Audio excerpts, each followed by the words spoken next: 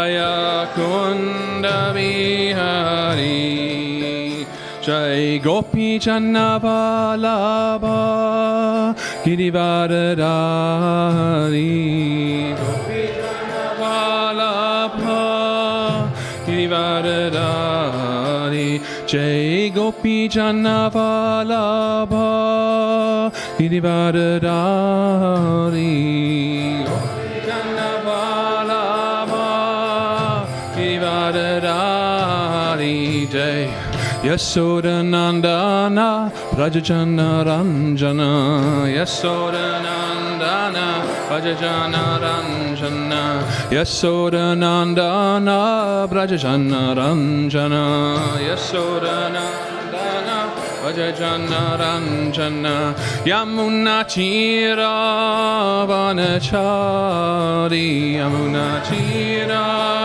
Vanachari, Yamuna Chira Vanachari, Yamuna Chira Vanachari, Jaya Radha Madhava, Jaya Kunda Bihari, Jaya Radha Madhava, Jaya Kunda Bihari, Jai Gopi Channa Vallabha Girivaradari, Gopi Channa Vallabha Girivaradari, Jaya Yasodanandana Brajajana Ranjana, Yasodanandana Brajajana Ranjana, Yamuna Chira Vanachari, Jaya Radha Madhava, Jaya Kunda Bihari, Jaya Radha Madhava, Jaya Kunda Bihari, Jai Gopi Channa Vallabha Girivaradari, Gopi Channa Vallabha Girivaradari, Jaya Yasodanandana Brajajana Ranjana, Yasodanandana Brajajana Ranjana, Yamuna Chira Vanachari, Yamuna Chira Vanachari, Jaya Shri Krishna Caitanya Prabhu Nityananda, Shri Advaita Gadadhara Shivasadi Gaura Bhakta Vrinda, Jaya Shri Krishna Caitanya Prabhu Nityananda, Shri Advaita Gadadhara Shivasadi Gaura Bhakta Vrinda, Hare Krishna, Hare Krishna, Krishna Krishna, Hare Hare, Hare Rama, Hare Rama, Rama Rama, Hare Hare, Hare Krishna, Hare Krishna, Krishna Krishna, Hare Hare, Hare Rama, Hare Rama, Rama Rama, Hare Hare, Hare Krishna, Hare Krishna, Krishna Krishna, Hare Hare, Hare Rama, Hare Rama, Rama Rama, Hare Hare, Hare Krishna, Hare Krishna, Krishna Krishna, Hare Hare, Hare Rama, Hare Rama, Rama Rama, Hare Hare. Hare Krishna, Hare Krishna, Krishna Krishna, Hare Hare, Hare Rama, Hare Rama, Rama Rama, Hare Hare, Hare Krishna, Hare Krishna, Krishna Krishna, Hare Hare, Hare Rama, Hare Rama, Rama Rama, Hare Hare, Hare Hare Krishna, Krishna Krishna, Hare Hare, Hare Rama, Hare Rama, Rama Rama, Hare Hare, Hare Krishna, Hare Krishna, Krishna Krishna, Hare Hare, Hare Rama, Hare Rama, Rama Rama, Hare Hare, Hare Krishna, Hare Krishna, Krishna Krishna, Hare Hare, Hare Rama, Hare Rama, Rama Rama, Hare Hare, Hare Krishna, Hare Krishna, Krishna Krishna, Hare Hare, Hare Rama, Hare Rama, Rama Rama, Hare Hare. Jaya Radha Gokulananda, Radha Gokulananda, Radhe Jaya Radha Gokulananda, Radha Gokulananda, Radhe Jaya Radha Gokulananda, Radha Gokulananda, Radhe Jaya Radha Gokulananda, Radha Gokulananda, Radhe Jaya Sita Ram Lakshman Hanuman, Jaya Sita Ram Lakshman Hanuman, Jaya Sita Ram Lakshman Hanuman, Jaya Sita Ram Lakshman Hanuman, Jaya Gorang Itai, Gorang Itai, Gorang Itai, Jaya Gorang Itai, Jaya Gorang Itai, Gorang Itai, Gorang Itai, Jaya Gorang Prabhupada, Prabhupada, Prabhupada, Jaya Jaya Prabhupada, Prabhupada, Prabhupada, Prabhupada, Jaya Jaya Prabhupada, Jaya Jaya Prabhupada, Prabhupada, Prabhupada, Jaya Jaya Prabhupada, Prabhupada, Prabhupada, Prabhupada, Jaya Jaya Prabhupada. Go to Premanande, Hari Hari Bo. Jai Om Vishnu Pada Paradhamsa Pravicakaya Association Madhabai Chanavindam Bhaktananta Prabhupada Ki Jai Nantakota Vaishnava Vinda Ki Jai Namachareshwara Haridasta Ko Ki Jai Pamsakaho Sri Krishna Chaitanya Prabhu Nityananda Sri Advaita Gadadhar Srivasadi Gaura Bhaktavinda Ki Jai Shri Radha Krishna Gopa Gopanath Shama Kund Radha Kund Gibi Govardhana Ki Jai Maipo Vindavandam Ki Jai Bhaktivedanta Ki Jai. All glories to Semba devotees, Hare Krishna. All glories to Semba devotees, Hare Krishna. All glories to Shri Shri Guru and Shri Gauranga.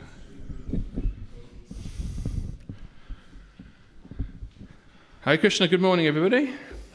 Hare Krishna. So this morning we are reading from the Caitanya-Caritāmṛta, I hope, and Madhya-lilā, chapter 14, and today actually, I was quite surprised when I got the text, we're actually going to be looking at verses of that chapter, 47 to 96, which is 49 verses. But the only one with a purport is the latter one. So it gives you an idea there. And what I'll be doing, I'll do the English, then obviously the 96th verse, then we'll do the Bengali, and of course the purport.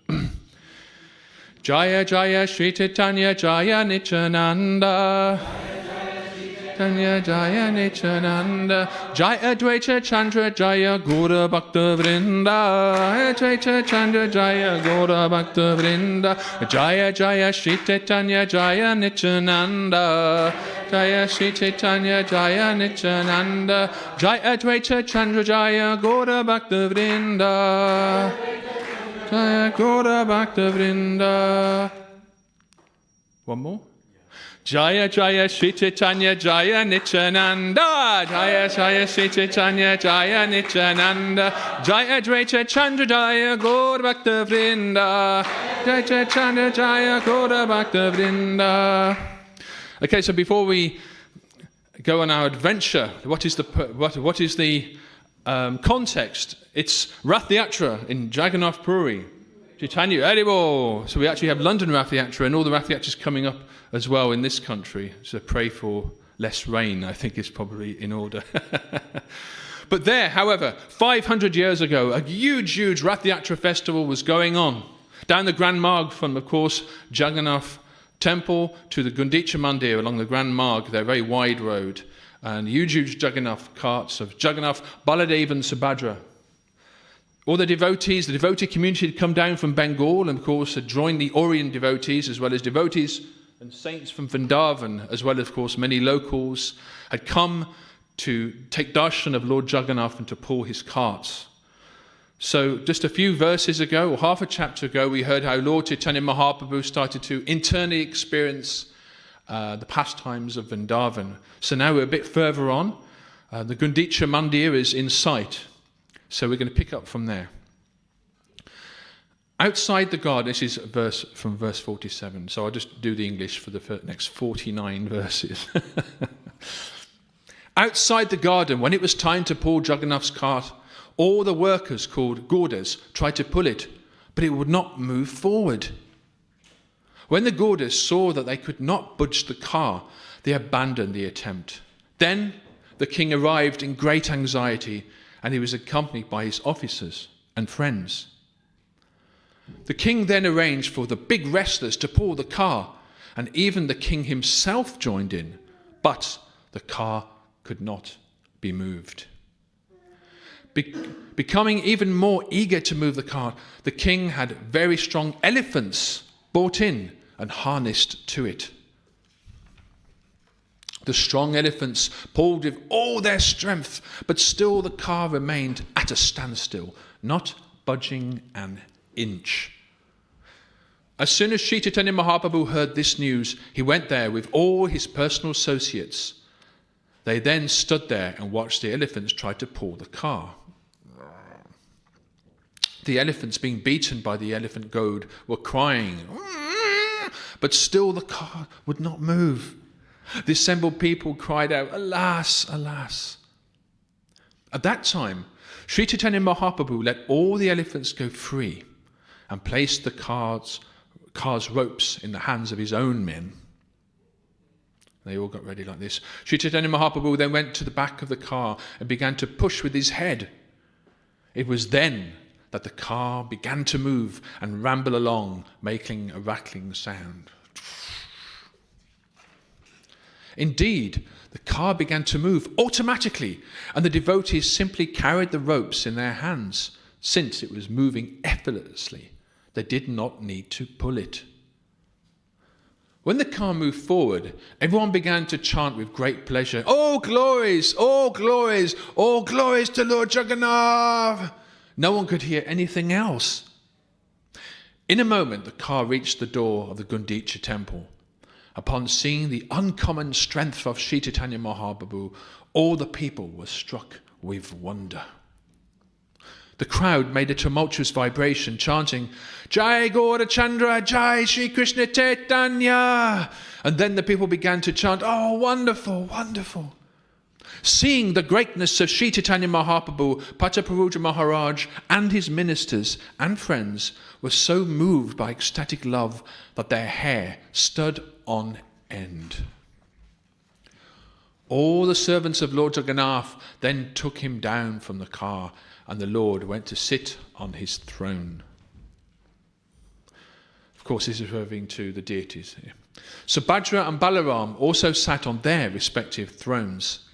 There followed the bathing of Lord Jagannath, and finally the offering of food. When Lord Jagannath, Lord Balaram and Subhadra sat on their respective thrones, Sri Chaitanya Mahaprabhu and his devotees began to perform Sankirtan with great pleasure, chanting and dancing in the yard of the temple.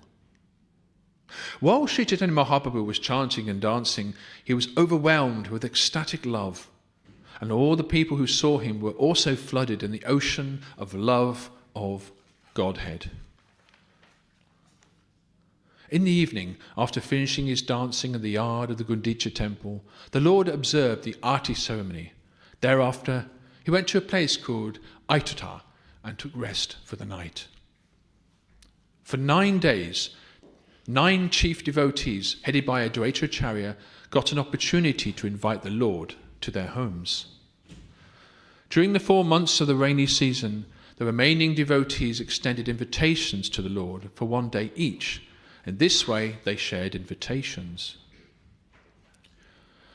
For the 4-month period, all the daily invitations were shared amongst the important devotees. The rest of the devotees did not get an opportunity to extend an invitation to the Lord. Since they could not get 1 day each, 2 or 3 devotees combined to extend an invitation. Good. These are the pastimes of Lord Sri Caitanya Mahaprabhu's acceptance of invitations. After taking his bath early in the morning, Sri Caitanya Mahaprabhu would go to see Lord Jagannath in the temple. Then he would perform Sankirtan with his devotees. By chanting and dancing, Sri Caitanya Mahaprabhu induced Advaitacharya to dance. Sometimes he induced Nityananda, Haridas Thakur and Achyutananda to dance. Sometimes Sri Caitanya Mahaprabhu engaged Vakreshwar and other devotees in chanting and dancing 3 times daily, morning, noon and evening. He would perform Sankirtan in the yard of the Gundicha temple. At this time, Sri Caitanya Mahaprabhu felt that Lord Krishna had returned to Vrindavan. Thinking this, his feelings of separation from Krishna subsided. Sri Caitanya Mahaprabhu was always thinking of the pastimes of Radha and Krishna, and he remained personally merged in this consciousness. There were many gardens near the Gundicha temple, and Sri Caitanya Mahaprabhu and his devotees used to perform the pastimes of Vrindavan in each of them. In the lake named Indradyumna, he sported in the water. The Lord personally splashed all the devotees with water, and the devotees surrounded him on all sides, also splashed the Lord. While in the water, they sometimes formed a circle and sometimes many circles. And while in the water, they used to play cymbals and imitate the croaking of frogs. I'm trying to imagine what that would be like. I won't do that one. Sometimes, two would pair off to fight in the water. One would emerge victorious and the other defeated. And the Lord would watch all this fun. The first sporting took place between Advaitacharya and Nityananda Prabhu, who threw water upon one another. Advaitacharya was defeated and later began to rebuke Nityananda Prabhu, calling him bad names. Sarup Damodar, Vidyanidhi also threw water upon one another, and Murari Gupta and Vasudev Datta also sported in that way. Another duel took place between Srivas Thakur and Gadadhar Pandit, and yet another between Raghav Pandit and Vakeshwara Pandit. Thus, they all engaged in throwing water. Indeed, Sarvabhauma Bhattacharya engaged in water sports with Ramananda Roy, and soon they lost their gravity and became like children.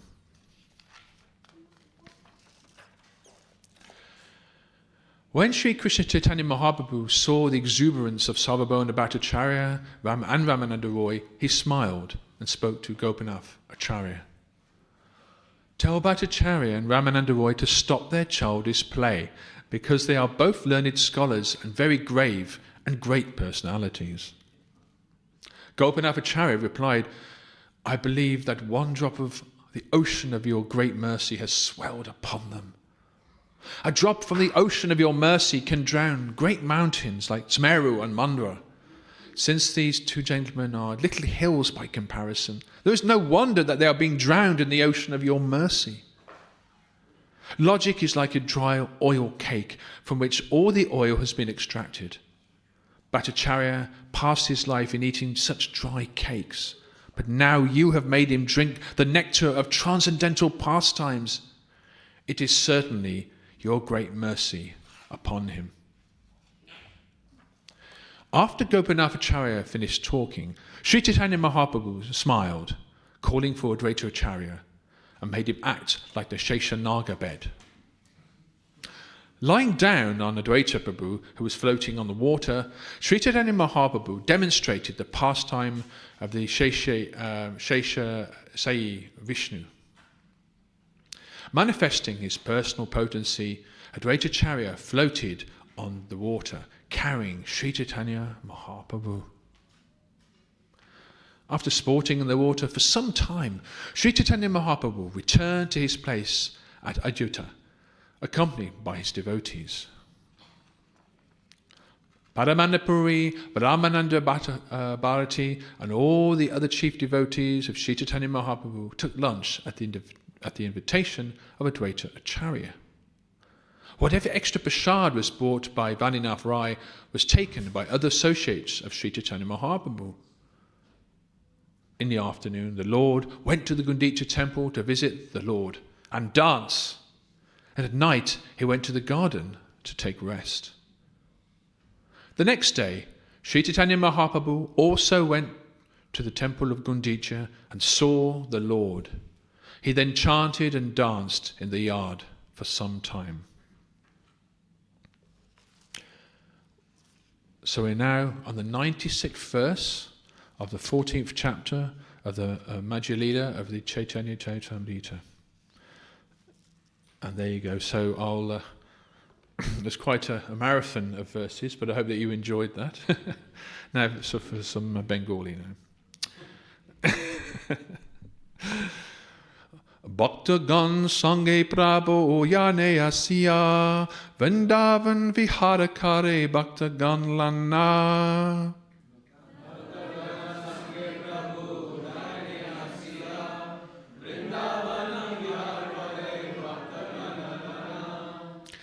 Bhaktagan sange prabhu jane asya Vrindavan vihara kare bhaktagan lana.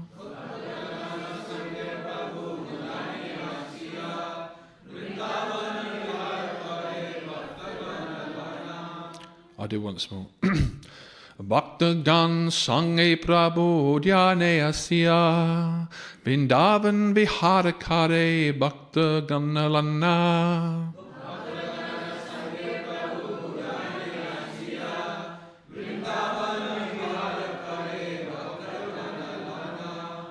Would anyone like a go?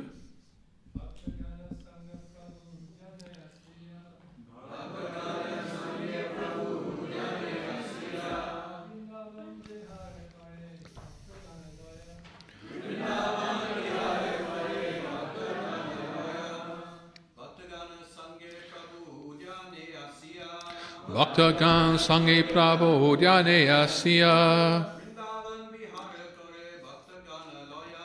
Vrindavan vihara kare bhaktagan lana.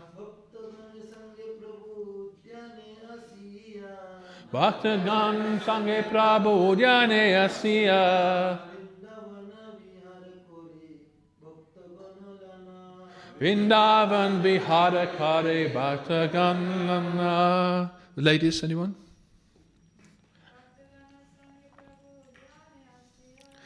Bhaktagan sange prabhu dhyane asya Vrindavan vihara kare bhaktagan lana.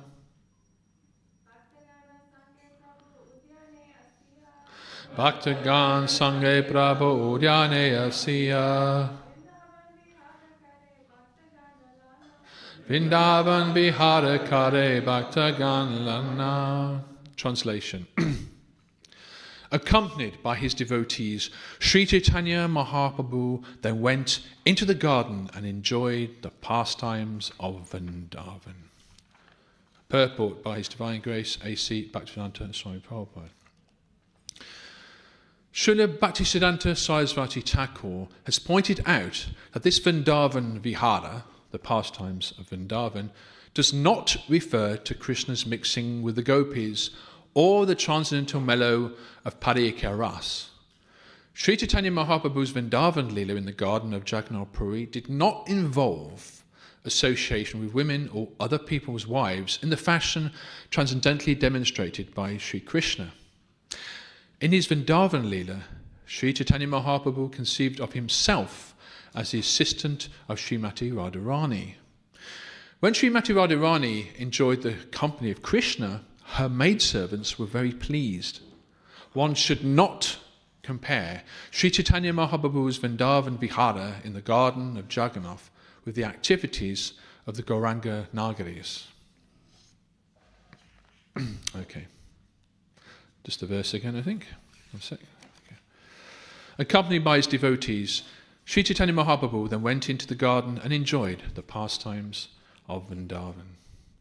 Om Jnanam Tiriram Dasya Glanjana Salakaya Taksho Om Minichamyana Tasmai Sri Gurave Namaha Sri Chaitanya Manobishtam Sapitam Yena Bhutale Swayam Rupa Gadamayam Dadati Svapadantikam He Krishna Karuna Sindhu Dinabandhu Jagatpate Gopisha Gopika Kanta Radha Kanta Namostate Tapta Kanchana Godangi Vade Vindavanishvari Vishwabhanu Stute Devi Vanamami Hari Priye Vanta Kalpa Tarubascha Kripo Sindhami Vevacha Patitanam Panavebhyo Vaishnavebhyo Namo Namaha Nama Om Vishnu Padaya Krishna Pastaya Bhutale Srimati Bhaktivedanta Swami Niti Namine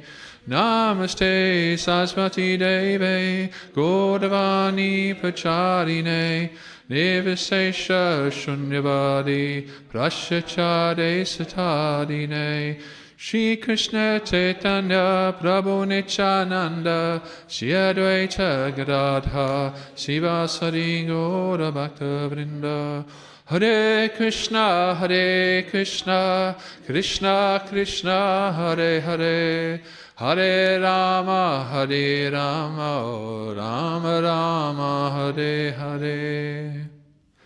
So we've been through a lot of verses, and also, suffice it to say, a very ecstatic story, a very ecstatic part of Caitanya-Lilā here.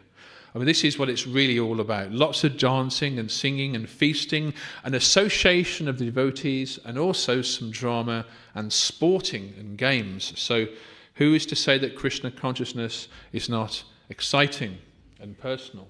Certainly nothing dry about the process of Krishna consciousness. It is not dry speculation, it is not just dry study or scholarship, although obviously it's good to know your stuff.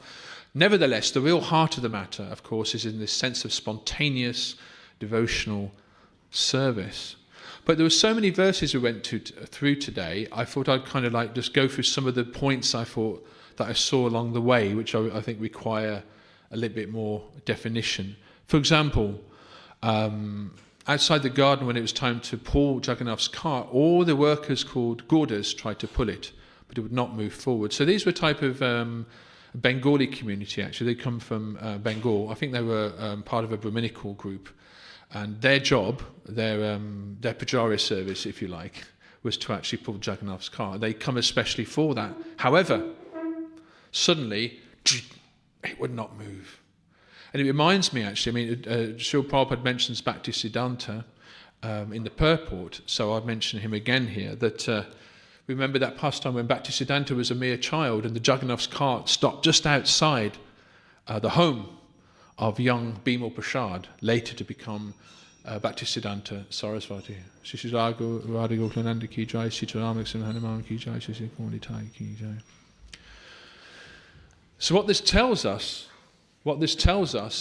is that if the Lord doesn't want the cart to move, then nothing will make it move. If the Lord wants the cart to stop, then there's nothing that will make it move, as it were. You know, I've got that one wrong. But anyway. If the Lord wants the cart to stop, then nothing will make it move. If the Lord wants the cart to move, then nothing can make it stop. That's right. You know, like that. But we are simply the assistants. We are Rathayatra and so forth. It is an opportunity to serve the Lord, you see, in that sense. But if the Lord wanted to move the cart by himself, he could do that as well. But he wants to give us the opportunity to serve. Of course, another thing which I think was very, very important, I felt, symbolically at the least, is that Prataparudra, being the king of Orissa, actually got elephants now, of course. I don't know if there are any elephants in Puri anymore. But anyway, there must have been a lot of elephants nearby.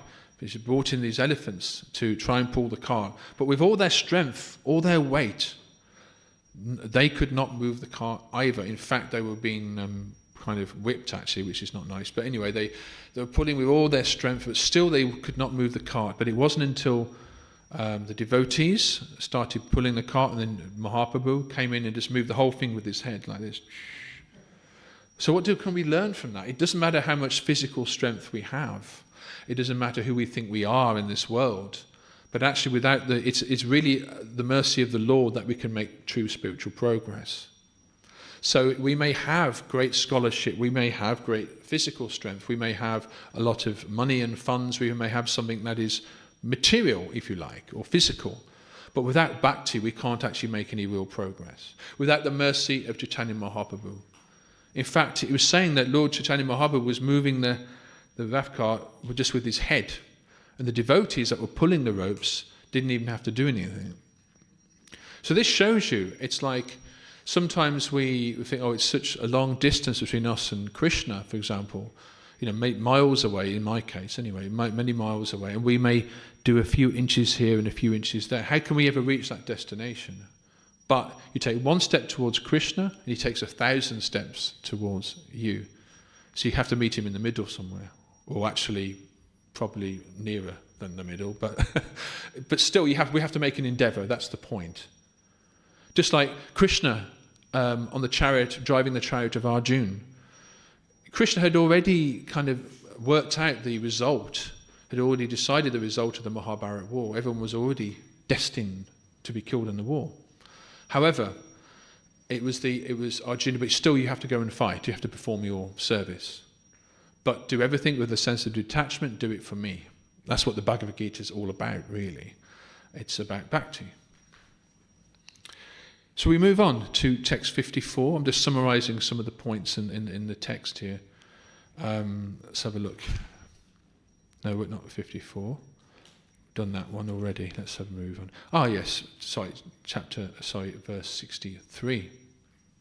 Of course, Jagannath, Baladev and Subhadra sat on their respective thrones, so obviously they were brought off the carts here and then taken into the Gundicha temple.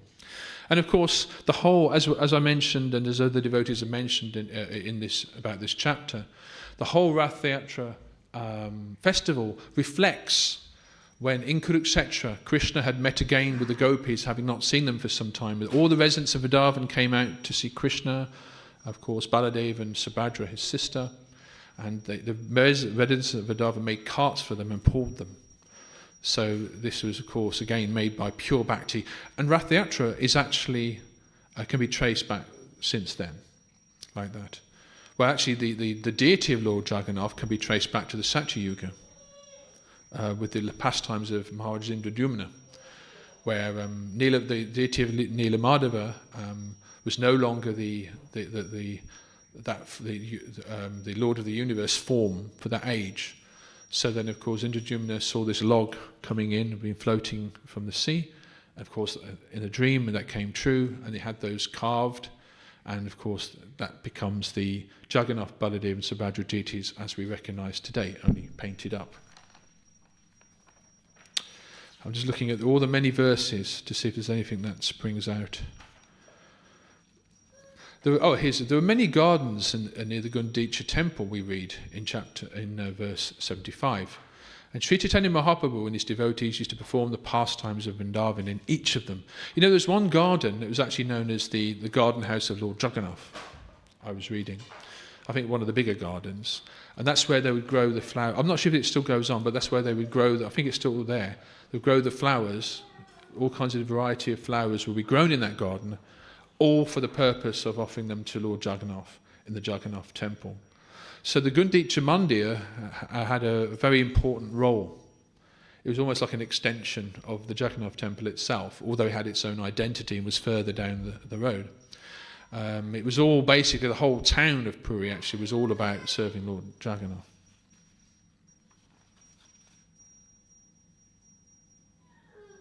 I think it's quite fascinating as well. I'll get more into this in a moment, but how the devotees were sporting with each other, and it says here in verse 82 that Sarvabhauma Bhattacharya and Sri Ramananda Roy, two great scholars, both lost their gravity whilst playing and became like children. Of course, initially it was, these great scholars acting like children, but in the end Mahaprabhu allowed them to, because the thing about children, see, children are innocent, actually. Whereas as we get older, we become contaminated by lusty desires or ambitions and so forth. But often at a certain age, most children are they may be naughty for sure, but actually they can be quite innocent. Their intentions are innocent. So devotees themselves here are two great scholars, but they gave up all inhibitions. They did not really feel much about their reputation as these upper class, whatever, individuals, but actually they didn't care. They were just having fun. They were feeling something. For that to happen, they must have felt the nectar. This was not theatre, in a sense, to make it relevant for my personal interests. This was not being staged. They really were completely absorbed in having fun, letting all inhibitions go. And in verse 87 we read, actually, this is, of course, Gopinathacharya was saying, look, logic is just like a dry oil cake from which all the oil has been extracted. So gyan alone, gyan, study and knowledge alone without bhakti is quite dry. It's just words. But without practice, without Arjuna firing that arrow, without pulling that cart, without us performing devotional service, it can be very, very. It's a step on the yoga ladder. It's good, but it's not the ends, as it were. You have to go a bit higher. In fact, a good bhakta, however, also has gyan as well, actually. But bhakti alone is also sufficient, like that. I think it's fascinating, actually. In fact, it made me think again of Bhaktisiddhanta Sarasvati Thakur. The logic is like a dry oil cake. Now, Bhaktisiddhanta gives a nice analysis. It says those who try to understand the truth simply by dry knowledge and mental speculation is trying to taste the honey by licking the outside of the jar. What does that taste? Doesn't taste of anything. Trying to taste honey by licking the outside of the jar, not opening the jar and then tasting the honey. Oh, that's nice. See? So this is, again, an analogy here by Bhaktisiddhanta, which actually Prabhupada also, I think, refers to as well. Just going on here, of course. Of course, another thing that's very prominent is Sangha. Another thing, of course, which happens after following the weeks after the Rath Yatra festival. We have a situation now where everyone's trying to get the association of Mahaprabhu and each other. All the devotees had come all the way from Bengal, which would have been, this is before the trains, and it would have been quite a long pilgrimage, actually. A few hundred miles, I think. And that was a big deal for them. And before going back to Bengal, they were, of course, mixing with the local devotees and devotees from Vrindavan. Everyone was enjoying each other's association. And here we had a situation where some of the there was not enough days in the week, so to speak, to actually invite Mahaprabhu to their homes. But they found a compromise. Okay, we'll do a joint Sangha, which I thought was... They weren't competing with each other. So, Mahaprabhu came to my house, he didn't go to your house, therefore I'm a bigger devotee. No, they were actually doing their best to accommodate. At the same time, those like Advaita Acharya or Nityananda, whatever, the seniors, as it were obviously given priority, and that's natural. But in any society, whilst we give the seniors the respect and the priority, we have to also give the juniors that chance as well. Otherwise, they'll never become the seniors. They won't last long enough in the movement. So here we have a situation, I believe, where there was some diplomatic Sangha going on. Okay, you two, there's only 3 days left. Mahaprabhu is going somewhere else soon. He's going to Vrindavan or something. So you two, you do a joint Sangha. Just decide whose house it's going to be, and that's fine. You do the cooking and you do the hosting.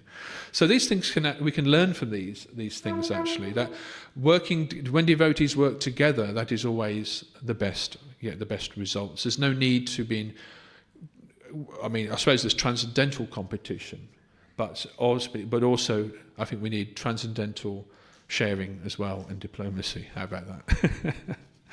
But of course, feasting as well is something that is also hugely takes a huge part again in devotional life. And of course, playing in dramas as well, which I'm very interested in that. There's nothing like we have festivals here in all over the world, Mayapur, Vrindavan, all the temples in ISKCON, of course, and the Mana especially, I think. We have festivals that it's not just dry worship in the sense that it's there, but also it's alive, it's colourful, it's fun. And this is the mood, actually, of Mahaprabhu, that Bhakti is fun. It's creative as well. Obviously, there are going to be restrictions when we're being creative, but within a certain parameters, we can be very, very creative. We've got the whole universe to deal with here anyway. But anyway, in the purport, we still got Saturday. What time does the class usually go to on Saturdays? Okay, let's do 8:45. Okay, that's a compromise, isn't it? Let's have a look. In the purport, the Prabhupada here, he writes about Parikaras. So Parikaras is basically Leela, Krishna Leela, to do with one's paramour. So it's a very intimate ras. And actually, there's a kind of a warning sticker that goes on there as well, especially when it comes to Radharani and the gopis. We should not be misunderstanding that such Krishna Leela as being mundane kind of romantic relations or whatever, or illicit relations, that this is actually Krishna's Leela. And Prabhupada actually, and Bhaktisiddhanta as well, of course, were very strong on this point, against Sahajaism, or basically jumping like a monkey from being a neophyte to the intimate pastimes of Krishna and the gopis is not our line. First of all, we're not the body first, so concentrate on the Bhagavad Gita. But there are different rases, like Shanta ras is like the relationship in neutrality. For example, the four Kumaras had that type of relationship, neutrality. Dasya ras, relationship in servitude towards the Lord. Hanuman, of course, being the great devotee, of course, of Lord Ram. Or servants of Krishna in Dwarka, again, gods and so forth, who had that servitude. Sakya-ras, relationship in friendship, like Siddharma Brahman or Arjun, like that. They actually had that friendship. They could even share or have prasadam with Krishna, whatever. But it wasn't the same as the relationship that Hanuman had with Lord Ram. Hanuman would not even want to. Hanuman would not allow himself to do anything other than to bow at Lord Ram's feet and to serve him. But friendship meant you could sit down with Krishna almost like one-to-one. Not that they are equal, but the relationship is what is accepted by Krishna. Like Siddharma Brahman, when Siddharma Brahman went to see Krishna, Krishna hugged him. Sit down, I haven't got not much to give you, but blah, blah, blah, this goes on. But it was friendship. Then, of course, there's Vatsalya ras, there's a relationship in parenthood with Krishna. So, Yashoda, of course, and Nanda, Vasudeva, Devaki, or Dasharatha and Kushalya, for example, the parents of Lord Ram. So that's, again, a very special, deep relationship. If you look at what happened to Dasharatha, when Lord Ram had to be sent to the forest, he died, actually, as a result of missing his son. He was absolutely a big, strong, powerful king, Dasharatha, king of Ayodhya, big, powerful man, actually missed his son so much he just absolutely fell apart. So that parental relationship, and anyone who's ever had a baby or a child or something will understand that's actually a very powerful, loving relationship there, where the attachment is strong. Then, of course, a Madhya ras, conjugal relationship. Now, of course, we're talking about the gopis, the queens of Dwarka, and so forth. But that Madhya ras is divided into two categories, Svakya and Parikya. So Svakya is the relationship with Lord Krishna as a formerly married husband. So that would be Rukmini, for example, in Dwarka. And Parikya ras is the relationship with Lord Krishna as a paramour, e.g. Radharani and Lita Sakhi and so forth. So that's seen to be actually the most intimate and the highest, for want of a better word. So in other words, but Prabhupada here is in his purports, he's trying to put things into perspective. He says, Srila Bhaktisiddhanta Saraswati Thakur has pointed out that this Vrindavan Vihara, pastimes of Vrindavan, does not refer to Krishna's mixing with the gopis or the transcendental mellow of Parikya Ras. In other words, Mahaprabhu's dramas that he was performing, he was having a great time, but he was acting as a sannyasi still.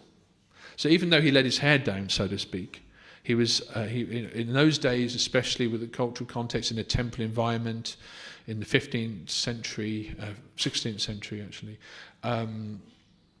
there was no mixing with women, or it was not frivolous, let's say. But we'll get more into that in a moment. Back to text 88, because this is again about what was going on here. 1 second, please. There's so many verses, isn't there? So many. We're spoilt, actually.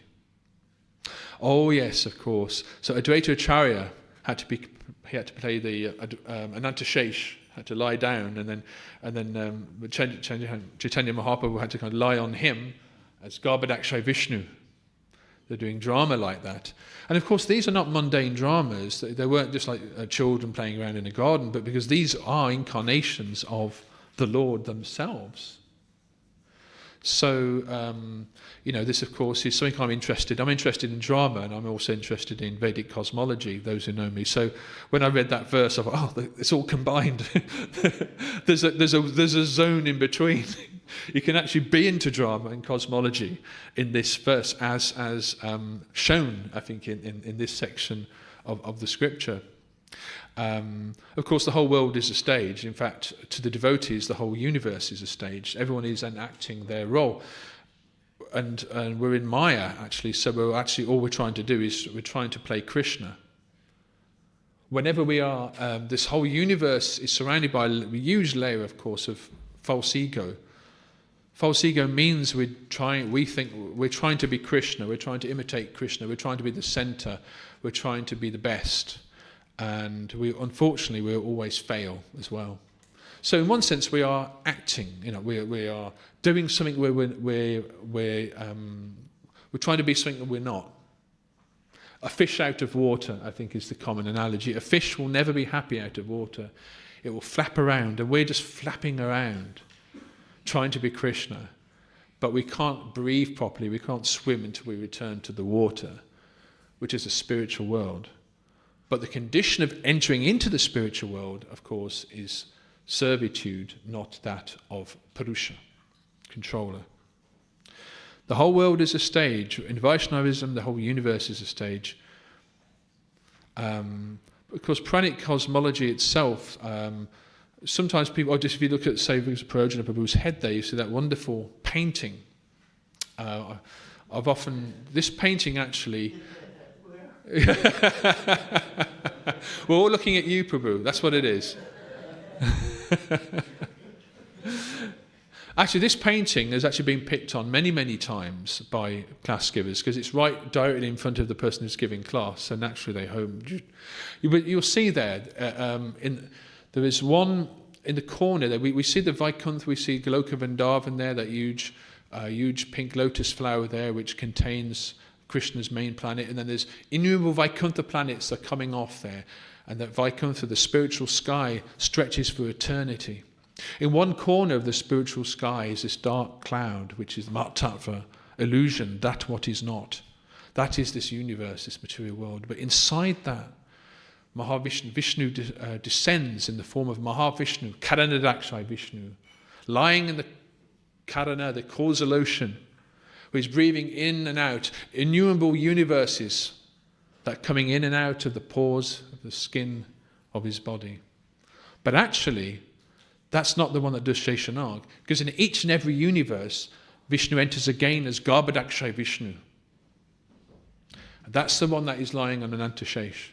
People sometimes get Garbhadakshay Vishnu and Mahavishnu mixed up, but it's just another one. So one is for the whole cosmic manifestation, and the Garbhadakshay Vishnus are in all the different separate universes lying on the bed of Anantashesh. So this was the Leela that Mahaprabhu and Advaita Acharya were enacting, and like that. Incidentally, just while I'm on the subject, the image of Mahavishnu is what appears on the cover of my book, Exploring Puranic Visions of the Universe, where I try to explore some of the less understood or hardly understood aspects of the 5th canto of the Srimad Bhagavatam, especially chapters 19 to 26, which is about Bhumandala and the different forms of the Lord, and the orbits of the planets and the hellish planets and so forth. Things which are quite difficult to understand. So I try, by using Sadhaputta Prabhu's books as a basis, I've thrown this book together, really, which you can get on Amazon. Exploring Puranic Visions of the Universe by Richard J. Cole. Anyway, I digress.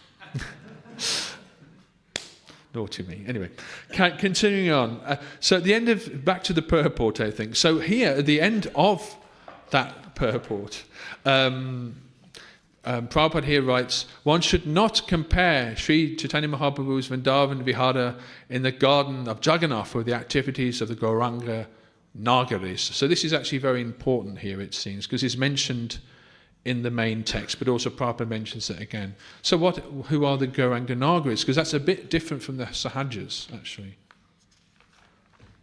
So let's read a little bit about the Gauranga Nagaris in the time remaining. So in the Caitanya-Caritāmṛta, Madhya-lilā, 7:10, it's explained who they are. These people stage plays from Krishna's pastimes using a form of Chaitanya Mahaprabhu.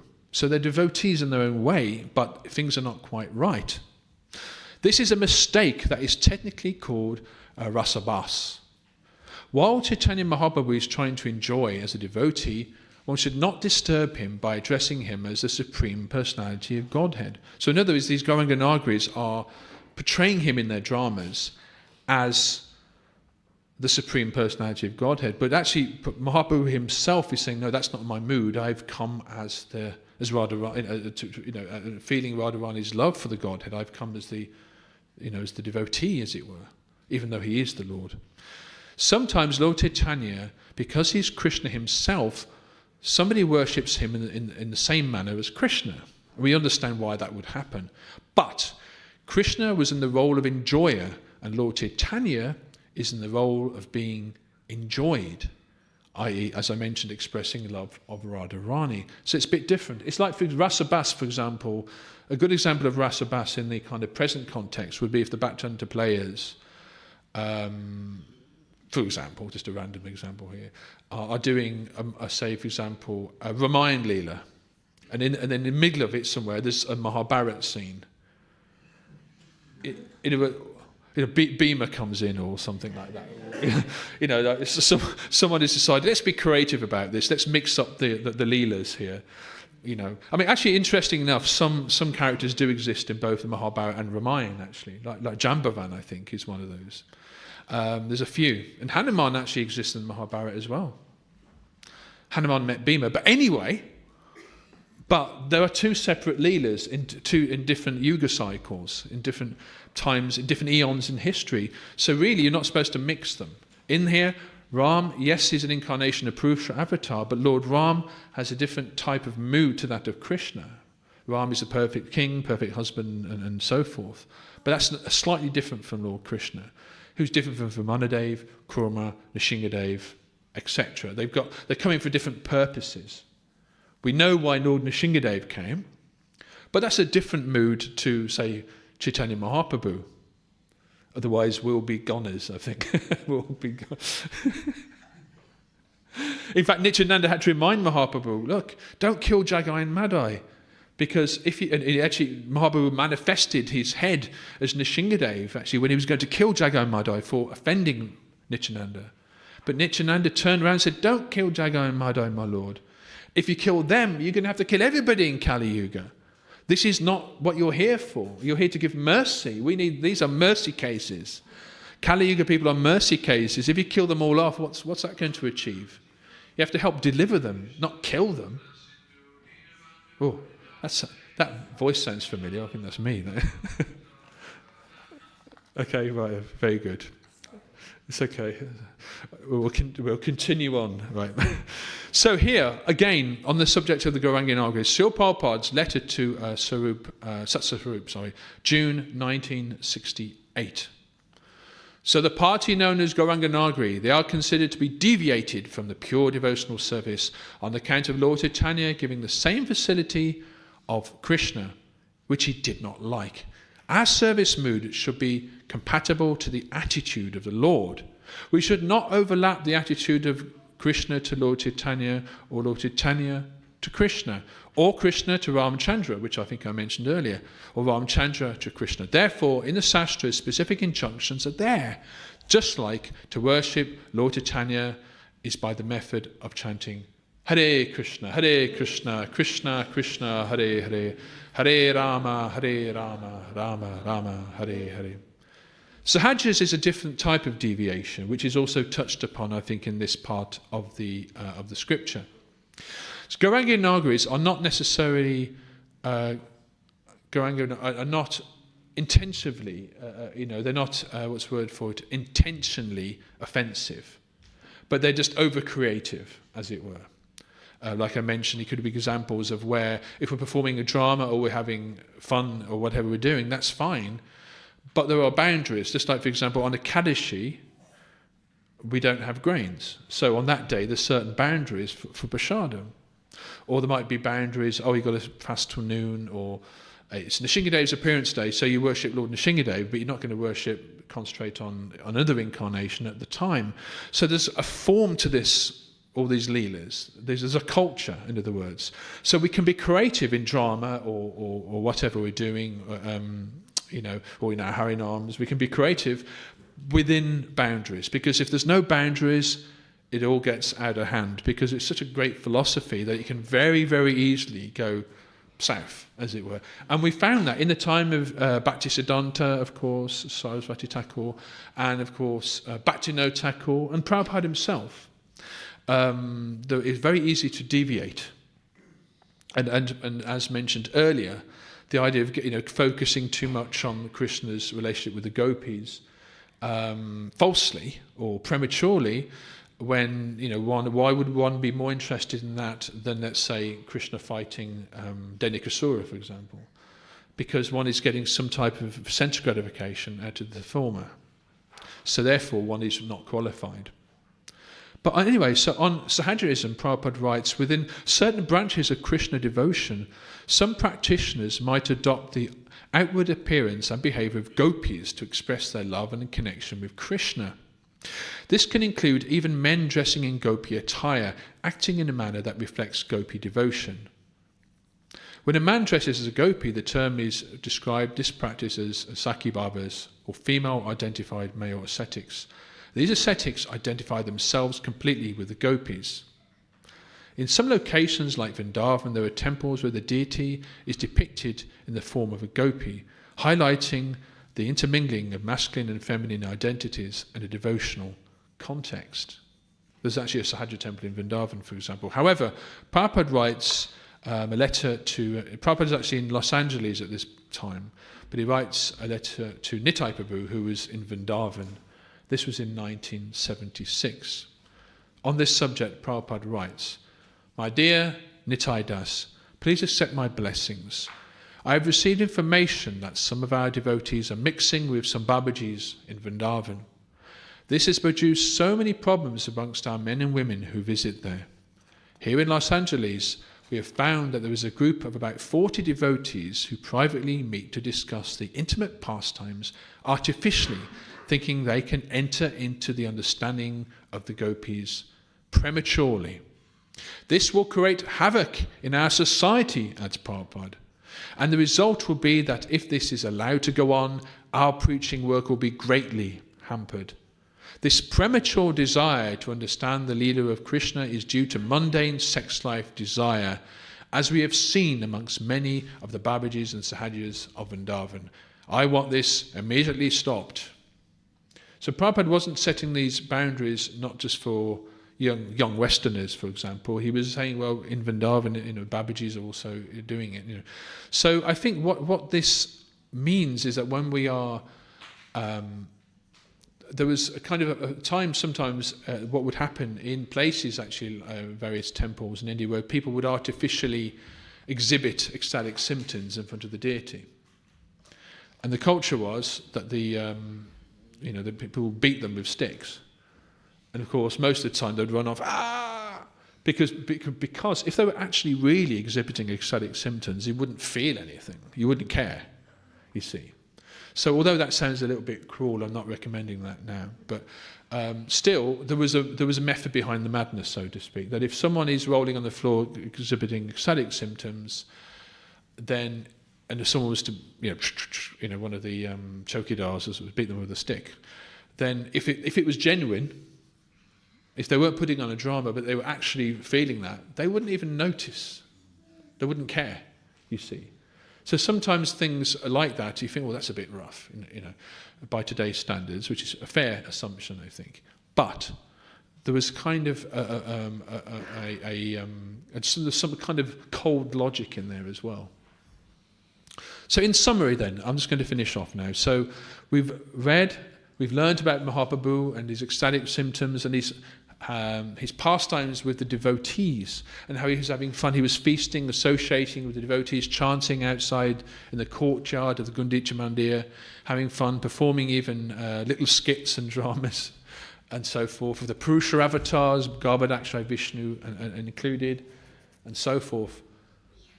So, but at the same time, Prabhupada is finished rounding things off here by saying, yes, but just be careful, in other words, draw your boundary, draw your cultural boundary like that, because we'll be judged by externals. For example, if a devotee decides they're going to take Babaji initiation and goes on Harinam dressed as a Babaji, instead of how neatly, of course, and lovely that devotees do look normally on Harinam, I hope,